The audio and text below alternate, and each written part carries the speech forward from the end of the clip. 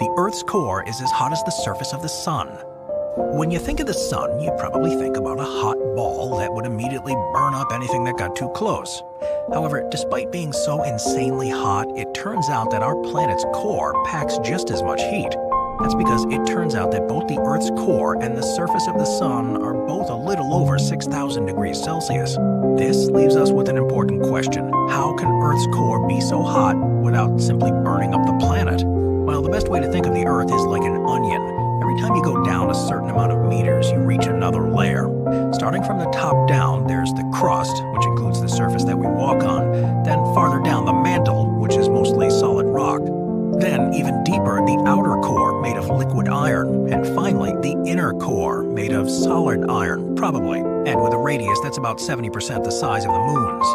The deeper you dive, the hotter it gets, until you reach the hottest spots at the center.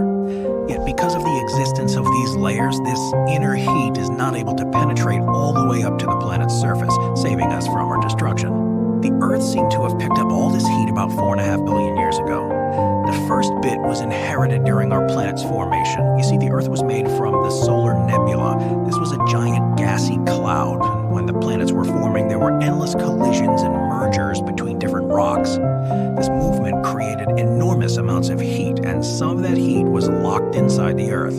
The other heat source was the decay of radioactive isotopes. Distributed across the Earth, these tend to release energy underground, and along with the hot core and mantle, they provide the heat necessary to drive the motion of the Earth's plates. Now here's the crazy part. If the Earth's core had no heat, there would be no plate movement, and therefore no life.